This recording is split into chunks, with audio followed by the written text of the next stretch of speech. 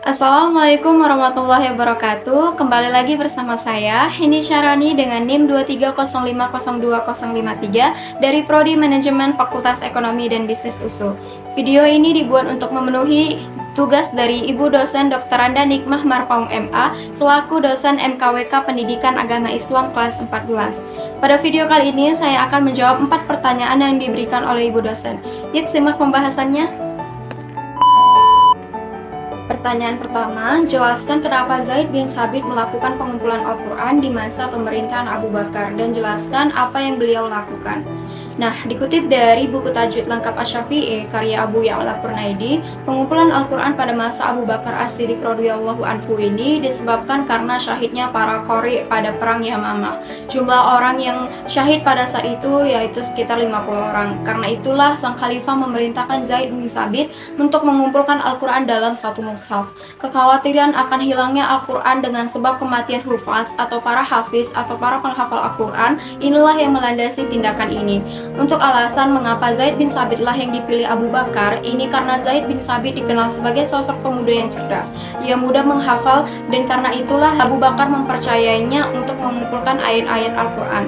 Nah, kemudian Zaid bin Sabit radhiyallahu anhu segera melaksanakan tugas yang mulia tersebut, meski banyak ujian yang harus dihadapinya. Ia mengerahkan segala cara untuk mengumpulkan ayat-ayat dan surat demi surat dari hafalan para hafiz dan dari tulisan.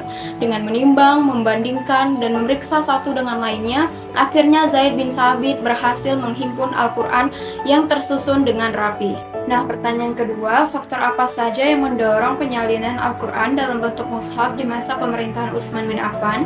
Ada 3 faktor. Yang pertama, kodifikasi mushaf Al-Quran yang dilakukan oleh Khalifah Utsman bin Affan dilatar belakangi oleh adanya perbedaan dalam cara membaca serta huruf dalam Al-Quran. Hal ini terjadi karena Islam yang semakin menyebar ke berbagai penjuru dan setiap daerah terdapat imam pengajar yang saling menyatakan bacaannya yang benar. Yang kedua itu karena kodifikasi Al-Quran di era Khalifah Utsman bin Affan didorong oleh situasi yang berbeda dari situasi yang dihadapi pada masa Khalifah Abu Bakar, yaitu banyaknya penaklukan kota-kota dan sebaran umat Islam di kota-kota yang jauh. Faktor yang ketiga yaitu karena adanya kebutuhan umat Islam yang menyebar di berbagai penjuru negeri terhadap kajian Al-Quran. Ini mengharuskan kerja-kerja kodifikasi Al-Quran di era Utsman bin Affan radhiyallahu anhu. Nah, kemudian pertanyaan ketiga, kenapa Umar bin Abdul Aziz merasa penting untuk membukukan hadis dan apa yang dia lakukan? Jawabannya, itu karena Khalifah Umar bin Abdul Aziz terkenal sebagai ulama yang sangat teliti terhadap keberadaan Al-Quran dan hadis sebagai sumber hukum dalam Islam. Ketika beliau memikirkan bagaimana keberadaan teks-teks hadis, maka tergeraklah hatinya untuk membukukan hadis. Beliau sadar bahwa para perawi yang membendaharakan hadis dalam dadanya kian lama kian banyak yang meninggal dunia. Beliau khawatir jika tidak segera dibukukan dan dikumpulkan dalam buku-buku hadis-hadis dari para perawinya, akan ada kemungkinan hadis-hadis itu akan lenyap dari permukaan bumi dibawa bersama oleh para penghafalnya ke alam barzah. Dalam proses pembukuan hadis, Khalifah Umar bin Abdul Aziz menggunakan metode yang dapat mengumpulkan hadis-hadis tersebut. Nah, salah satu cara metode yang ia lakukan itu adalah dengan metode rihlah. Nah, caranya adalah dengan mengirimkan surat kepada Abu Bakar ibnu Muhammad dan kepada para ulama lainnya untuk menuliskan dan mengumpulkan hadis.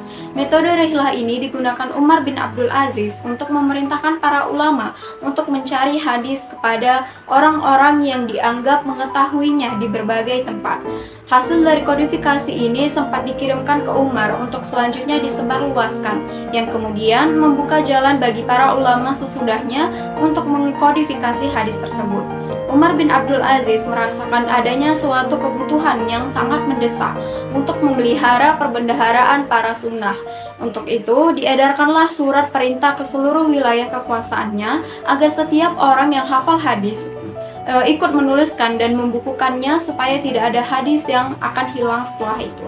Pertanyaan keempat, kesulitan apa yang terjadi dalam mengamalkan ajaran Islam jika ijtihad tidak diperbolehkan? Jawabannya, yang pertama, kesulitan yang mungkin terjadi dalam mengamalkan ajaran Islam jika ijtihad tidak diperbolehkan adalah para ulama tidak dapat menemukan hukum baru atas masalah yang tidak terdapat dalam Al-Quran dan hadis. Kesulitan yang kedua yaitu jika ijtihad tidak diperbolehkan, maka pembelajaran dan pengembangan hukum Islam akan terganggu dan ulama tidak dapat memberikan petunjuk hidup kepada manusia untuk mencari jalan keluar terhadap suatu permasalahan yang relevan sepanjang zaman. Nah, itu tadi jawaban saya terhadap 4 pertanyaan yang diberikan oleh Ibu dosen. Apabila ada kesalahan dalam video saya meminta maaf, kepada Allah saya memohon ampun. Billahi taufiq wal hidayah. Wassalamualaikum warahmatullahi wabarakatuh. Dadah!